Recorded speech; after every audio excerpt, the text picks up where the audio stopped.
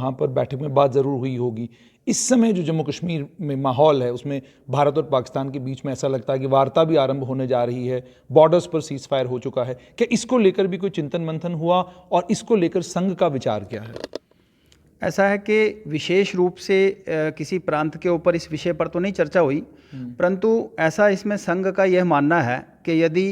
पड़ोसियों के साथ संबंध सुधारने में किसी भी दिशा में सरकार द्वारा कोई निर्णय लिया जाता है तो वो सराहनीय कदम है। परंतु जहाँ तक हमारे पड़ोसी पाकिस्तान के विषय में बात है तो संघ का हमेशा ये मत रहा है कि पाकिस्तान को भी एक सकारात्मक भूमिका निभानी चाहिए और एक अच्छे पड़ोसी के नाते यदि पाकिस्तान इस क्षेत्र में शांति के लिए, इसमें स्थिरता के लिए और लोगों की भलाई के लिए, क्योंकि अब समस्याएं तो जो पाकिस्तान में भारत में है वो पाकिस्तान में भी हैं, परंतु वहाँ का जो शायद स्टेट पॉलिसी ऐसी रही है कि भारत के प्रति एक नफरत का भाव, परंतु जनता के अंदर जनता की समस्याएं वहाँ भी वैसी हैं। इसलिए प्रतिनिधि सभा और संघ का यह मानना है, संघ का भी चिंतन इसी प्रकार का है कि यदि हम पड़ोसियों के साथ अच्छे संबंध बना पाएँ और पड़ोसी भी इसमें सकारात्मक पहल करें तो निश्चित रूप से ये सराहनीय है कि भारत पाकिस्तान के बीच में वार्ता शुरू हो, हम अपनी मूल समस्याओं के ऊपर फोकस करें, ना कि क्रॉस बॉर्डर टेररिज्म है, ना कि एक दूसरे को अस्थिर करने का प्रयास हो। तो इस प्रकार की यदि पाकिस्तान नीति छोड़कर भारत के साथ सकारात्मक रूप से बातचीत करता है तो संघ इसका स्वागत करता है। संघ हमेशा ही अपने पड़ोसियों के साथ अच्छे संबंध। अखिल भारतीय प्रतिनिधि सभा राष्ट्र स्वयंसेवक संघ की हाईएस्ट डिसीजन मेकिंग बॉडी है। उसकी एक मीटिंग हुई, उसमें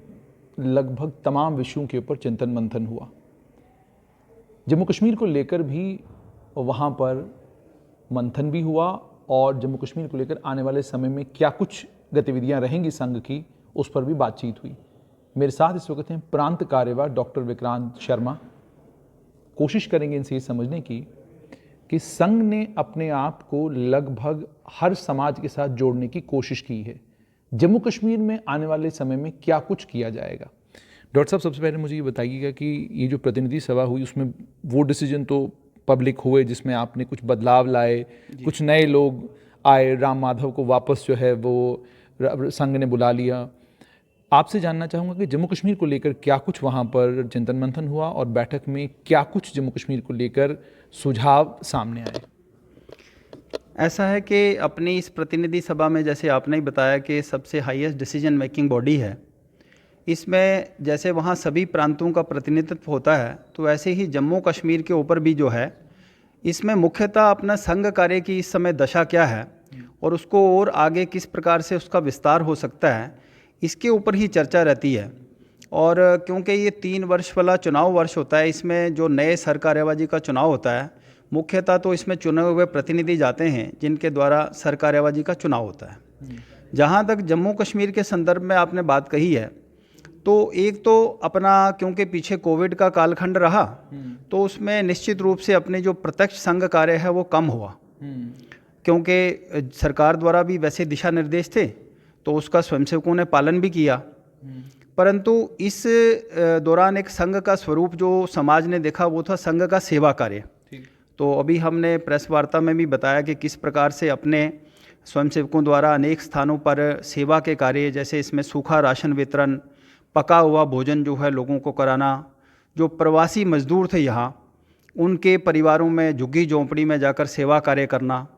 और कुछ परिवारों की आर्थिक सहायता करना, ऐसा एक सेवा का विस्तृत, सैनिटाइजेशन का हो, मास्क वितरण का हो, तो ऐसा एक व्यापक काम रहा। इसका भी वहाँ वृत्त का प्रतिवेदन जो है अखिल भारतीय प्रतिनिधि सभा में किया गया।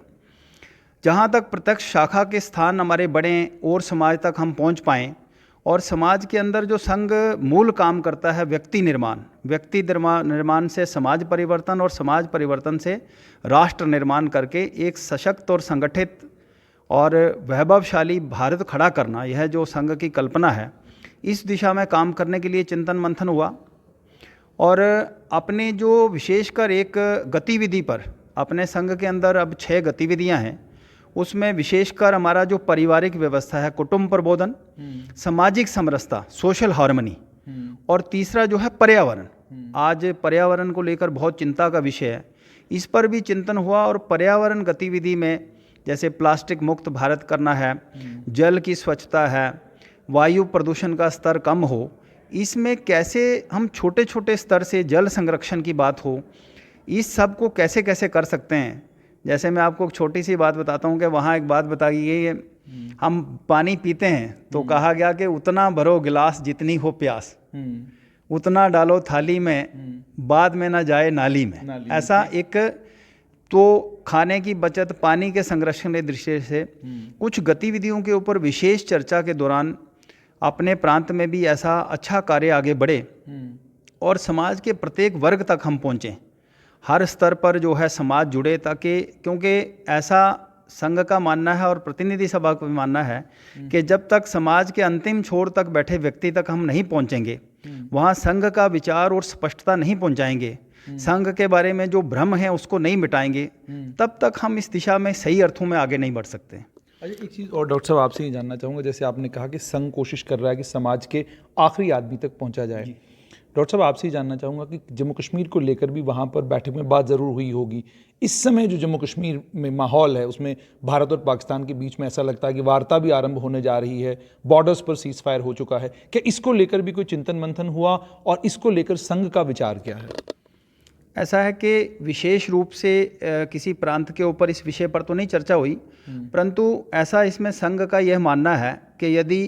पड़ोसियों के साथ संबंध सुधारने में किसी भी दिशा में सरकार द्वारा कोई निर्णय लिया जाता है तो वो सराहनीय कदम है। परंतु जहाँ तक हमारे पड़ोसी पाकिस्तान के विषय में बात है तो संघ का हमेशा ये मत रहा है कि पाकिस्तान को भी एक सकारात्मक भूमिका निभानी चाहिए और एक अच्छे पड़ोसी के नाते यदि पाकिस्तान इस क्षेत्र में शांति के लिए, इसमें स्थिरता के लिए और लोगों की भलाई के लिए, क्योंकि अब समस्याएं तो जो पाकिस्तान में भारत में है वो पाकिस्तान में भी हैं, परंतु वहाँ का जो शायद स्टेट पॉलिसी ऐसी रही है कि भारत के प्रति एक नफरत का भाव, परंतु जनता के अंदर जनता की समस्याएं वहाँ भी वैसी हैं। इसलिए प्रतिनिधि सभा और संघ का यह मानना है, संघ का भी चिंतन इसी प्रकार का है कि यदि हम पड़ोसियों के साथ अच्छे संबंध बना पाएँ और पड़ोसी भी इसमें सकारात्मक पहल करें तो निश्चित रूप से ये सराहनीय है कि भारत पाकिस्तान के बीच में वार्ता शुरू हो,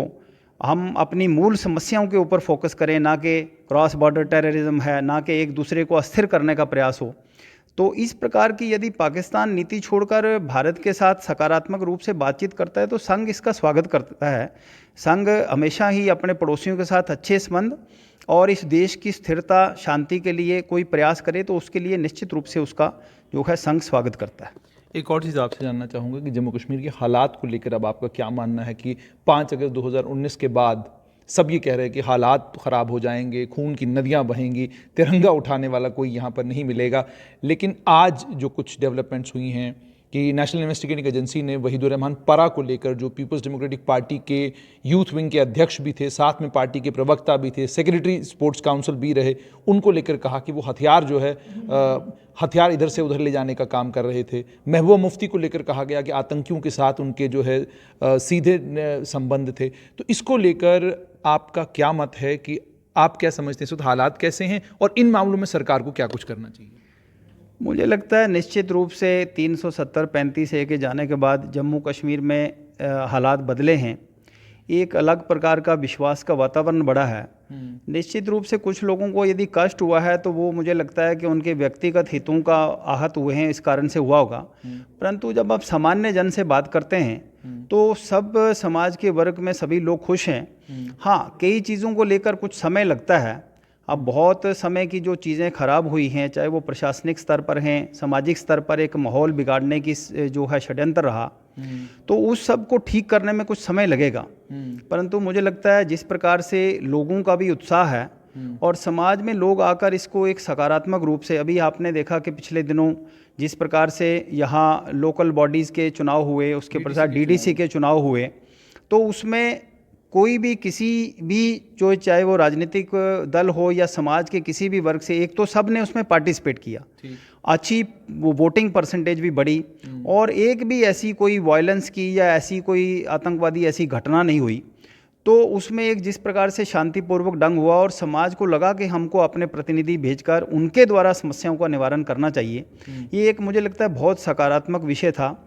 और आने वाले दिनों में कुछ विषयों में लोगों का है, स्वरोजगार के विषय में है, अन्य विषय हैं, परंतु मुझे लगता है आस्ता आस्ता उसका भी अभी कई चीज़ों में आपने देखा होगा कि सरकारी ऐसे पद निकले हैं, नौकरियां निकली हैं, तो यहाँ के युवाओं की समस्या है, यहाँ पर्यटन का अच्छा स्कोप है, उसको लेकर भी मुझे लगता है एक विस्तार पूर्वक जो नीति हुआ सरकार जो बनाएगी और निश्चित रूप से आने वाले दिनों में अच्छा होगा। बाकी कुछ लोग इस माहौल को बिगाड़ने का प्रयास करते हैं, मुझे लगता है उनको भी अब ये समझ लेना चाहिए कि हमको भी एक सकारात्मक भूमिका से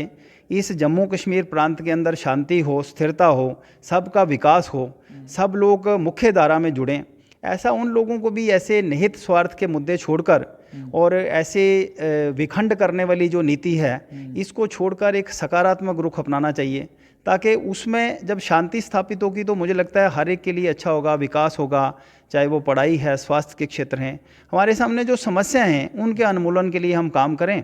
और निश्चित रूप से आने वाले दिनों में मुझे लगता है जिस प्रकार से जम्मू कश्मीर पर विशेष सरकार केंद्र भी फोकस कर रही है, तो आगे आने वाले दिनों में और अच्छा होगा। और डॉक्टर साहब आपसे जानना चाहूँगा जी, संघ को लेकर ये विचार था और आम लोगों के बीच में ये धारणा भी थी कि यदि जम्मू कश्मीर को लेकर जो संघ जिस तरीके से जम्मू कश्मीर को देखता है कि 370 को हटाना है, 35A को हटाना है और जम्मू कश्मीर को बाकी जिस तरीके से हमारे प्रदेश हैं, यूनियन टेरिटरीज़ हैं, उनके साथ मिलाना है, अगर ये फार्मूला आप जम्मू कश्मीर पर लागू करेंगे तो ये हो जाएगा, वो हो जाएगा। ये फार्मूला लागू भी हो चुका है और इस फार्मूले को लागू हुए लगभग अब 2 साल भी पूरे होने वाले हैं। तो आज आपसे ये समझना चाहूँगा कि अभी भी संघ को लेकर जो मिसगिविंग्स अलग अलग समाज के वर्गों के बीच में हैं, आपको नहीं लगता कि सही समय है लोगों के बीच में जाकर इन मिसगिविंग्स को दूर करना, ताकि उन्हें ये समझ आए कि संघ क्या कह रहा है, एक राजनीतिक दल क्या कह रहा है, या एक व्यक्ति क्या कह रहा है? निश्चित रूप से आपने ठीक बात कही कि ऐसा है कि संघ का मानना है कि जब पूरा देश एक है, संविधान एक है, तो समस्त देश के अंदर एक प्रकार का संविधान लागू हो,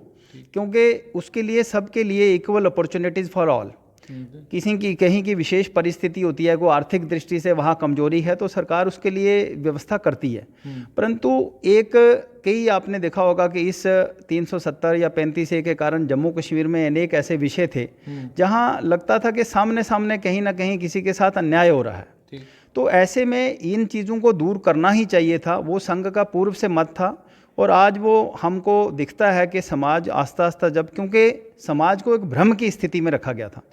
परंतु आज जब समाज को ये समझ आने लगी है चीज़, तो मुझे लगता है आस्ता आस्ता समझ बढ़ेगी लोगों की,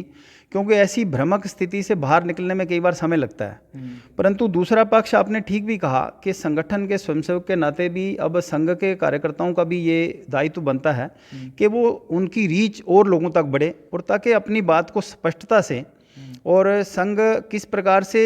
कोई भी ऐसा कार्य ना हो जिसमें देश का हित हो, ऐसे कार्य समाज के अंदर, देश के अंदर हो जिससे पूरा देश एकजुट हो, समाज के अंदर सामाजिक सद्भावना और समरसता का भाव बढ़े। ऐसे कार्य के लिए मुझे लगता है कि आपने ठीक कहा कि संगठन को भी और सक्रियता से समाज के अंदर जाकर काम करने की और अपनी भूमिका जो है अदा करने की आवश्यकता है। अंत में आपसे ये जानना चाहूँगा कि संस्कृत को लेकर एक सवाल लोकसभा में पूछा गया। सवाल ये पूछा गया कि किस भाषा को कितना इस देश में बोला जाता है, और अंत में जो भाषा आई जिसको सबसे कम लोग इस देश में बोलते हैं वो संस्कृत आई। अब आपसे ये समझना चाहूँगा कि जिस भाषा में वेद लिखे गए, जिस भाषा में तमाम धार्मिक ग्रंथ हैं, जिन ग्रंथों को अलग अलग धार्मिक वर्गों के बीच में जाना, जिन ग्रंथों का बहुत ज़्यादा ज़रूरी है ताकि लोगों को पता चले भगवत गीता के अंदर क्या है, ऋग्वेद, यजुर्वेद, सामवेद, अथर्ववेद में क्या है, ताकि लोगों की और क्लैरिटी एक धर्म को लेकर हो। मुझे ये बताइए, ये काम में इतना विलंब क्यों, और संस्कृत से इतनी हमें परेशानी क्यों कि यूनिवर्सिटी लेवल पर, स्कूल लेवल पर, कॉलेज लेवल पर हम तो कहते हैं डोगरी इंट्रोड्यूस करो, पंजाबी करो, उर्दू करो, ये करो, वो करो, लेकिन संस्कृत क्यों नहीं? इसके बोलने वाले लोग मतलब 50,000 भी नहीं इस देश में। आपसे समझना चाहूँगा क्या इसको लेकर संघ ने कोई विचार बनाया है सरकार के समक्ष कुछ रखने का, और अगर सरकार के नहीं तो कम से कम जम्मू कश्मीर से कोई शुरुआत करने का आपने कुछ सोचा है? ऐसा है कि पूजनीय सरसंघ चालक जी से एक बार किसी ने कहा था कि कुछ भाषाओं का चलन कम हो रहा है, जैसे हिंदी की बात की थी, अभी आपने तो संस्कृत की तो उन्होंने कहा देखिए, भाषा कोई भी जो है उसका चलन तभी बढ़ता है जब उसके बोलने वालों की संख्या, उसको प्रयोग में लाने वालों की संख्या बढ़ती है। तो भारत के अंदर एक कालखंड रहा जिसके अंदर संस्कृत का प्रयोग आस्ता आस्ता कम होता गया, तो करते करते इस भाषा, परंतु आपने ठीक कहा कि अपने सामान्य जितने भी ग्रंथ हैं उस भाषा में लिखे हैं। सरकारी स्तर पर इसमें क्या हो रहा है उसकी तो खैर मुझे जानकारी नहीं है, परंतु आज विश्व ने भी माना है कि कंप्यूटर के लिए सबसे उपयोगी भाषा संस्कृत है। तो मुझे लगता है इस दिशा में प्रयास होना चाहिए। तो आपने अच्छा कहा, मुझे लगता है कि संगठन में भी हम विचार करेंगे कि अगर देश से नहीं तो जम्मू कश्मीर से इसकी शुरुआत हो। परंतु ये बात सही है कि अपनी जो भाषाएं हैं, मूल भाषाएं हैं, उनके ऊपर काम होना चाहिए। भाषाओं सबका सम्मान होना चाहिए। परंतु जैसे आपने कहा कि किसी का अध्ययन करना है, तो जिस भाषा में वो मूल ग्रंथ है उसकी यदि आपको जानकारी होगी तो वो अच्छे से हो पाएगा। तो निश्चित रूप से जब उस भाषा को जानने वाले लोग ज़्यादा होंगे, पढ़ने वाले ज़्यादा लोग होंगे, तो और अच्छे तरीके से वो विषय सामने आएगा। तो इस विषय में मुझे लगता है सरकारी स्तर पर तो प्रयास जो हो रहे हैं, परंतु अब कई स्थानों पर संस्कृत की यूनिवर्सिटीज़ वगैरह ऐसा चलन हुआ है और संस्कृत यहाँ पर रोक कर आपसे एक चीज़, और कुरान में की जो ज़ुबान है वो अरबी है। अरबी की किसी को कोई समझ भारत में या पाकिस्तान में नहीं है। जो अरबी का ट्रांसलेशन अलग अलग मुफ्ती लोग या मौलाना लोग करते हैं वही ट्रांसलेशन समझ में आती है। लेकिन आप मुस्लिम घर में जाएंगे तो कुरान का पढ़ना अनिवार्य है, आपको पढ़ना ही पढ़ना है। उसके लिए एक मौलवी साहब भी लगा दिए जाते हैं कि जी आपको कुरान पढ़ाना ही पढ़ा। उससे ये हो गया कि कुरान की समझ भी सबको, और कुरान में लिखा क्या है वो पता हो या ना हो, लेकिन कम से कम कुरान का ज्ञान सबको है कि उसके अंदर। मुझे ये बताइए कि हिंदू समाज में आखिरकार ऐसी क्या कमी है कि भगवत गीता हो, यजुर्वेद हो, सामवेद हो, अथर्ववेद हो, ऋग्वेद हो, इसके लिए पंडित घर क्यों नहीं बुलाया जाता है कि भाई हमारे बच्चों को कम से कम ये भी पढ़ाओ। ज़्यादातर ये है कि अंग्रेज़ी पढ़ाओ, ज़्यादातर ये है कि जनाब फ्रेंच पढ़ाओ, स्पेनिश पढ़ाओ, पॉलिश पढ़ाओ, हर ज़ुबान पढ़ाओ, चाइनीज़ पढ़ाओ। ये चलन क्यों नहीं? और क्या इसको लेकर कोई प्रोग्राम लॉन्च करने का या इसको कम से कम घर घर तक पहुंचाने का कोई ऐसा प्रयास जो है वो संघ कर रहा है, या संघ का कोई ऑर्गन कर रहा है या करेगा आने वाले समय में? ऐसा है, वो निश्चित रूप से होना ही चाहिए कि अपने ग्रंथों के बारे में सरकारी पाठ्यक्रम में तो वो होगा नहीं होगा, ये तो आपकी क्योंकि व्यक्तिगत आस्था का प्रश्न है। तो इसलिए ऐसे ग्रंथों का घर में चलन बढ़े। यदि जैसे आपने कहा कि कोई मौलवी साहब आकर पढ़ाते हैं, तो ऐसे कोई आचार्य हैं, नहीं तो अपने घरों में भी प्रायः जो बुजुर्ग लोग हैं उसको जानकारी है, वो अपने बच्चों को आगे इसको पास ऑन कर सकते हैं। परंतु बीच के कालखंड में शायद ये क्रम कम हुआ है। अभी भी बहुत परिवारों में, जिस परिवार में ये व्यवस्था बनी है वहाँ चल रही है। परंतु संघ इस बात को भी प्रोत्साहन देता है कि क्योंकि यदि आपके अपने ग्रंथों का सही से आपको अर्थ पता है, चिंतन पता है, तो आप दिशा से भटकते नहीं हैं। तो इसलिए आपने ये सही बात कही कि परंतु उस ग्रंथ का सही अर्थ भी आगे लोग निकालें। अब कई बार आज ऐसे फैब्रिकेशन भी हो गई है, कुछ लोगों ने उसमें ऐसा जोड़ दिया है जिसको लेकर समाज को भ्रमक की स्थिति। तो इसलिए मूल ग्रंथ में जो क्या लिखा है वो निश्चित रूप से ठीक दिशा देने वाला है। और इस विषय में गंभीरता से मुझे लगता है सोचने का विषय है कि ऐसा अपने समाज में भी लोगों को जो अपने धार्मिक, एक तो अपने यहाँ एक ग्रंथ नहीं है, परंतु जैसे आपने कहा कि श्रीमद् भागवत गीता ही एक बहुत बड़ा निचोड़ है। तो यदि उसी के बारे में ही एक अच्छी कल्पना अपने परिवारों में शुरू होगी तो वो भी एक बहुत अच्छा संदेश जो है वो जाएगा। इस दिशा में मुझे लगता है कि और प्रयास करने की आवश्यकता है। बहुत बहुत धन्यवाद। तो आपने साफ तौर पर डॉक्टर विक्रांत शर्मा को सुना, और आपने ये भी सुना कि इन्होंने कहा कि बहुत कुछ समाज के अंदर करने की ज़रूरत है। लेकिन सबसे बड़ी बात ये कि जम्मू कश्मीर को लेकर अगर पड़ोसी देश के अंदर कोई बदलाव आया है, उस बदलाव का हम लोग वेलकम करते हैं, लेकिन देश के ऊपर नज़र रखने की ज़रूरत है, क्योंकि जो कुछ इतिहास में होता आया है कहीं उसको दोबारा से हमारा पड़ोसी दोहराए नहीं। इस पर नज़र रखने की ज़रूरत है और समाज के अंदर बदलाव की ज़रूरत है, और उस बदलाव के लिए राष्ट्र स्वयंसेवक संघ काम करता रहेगा।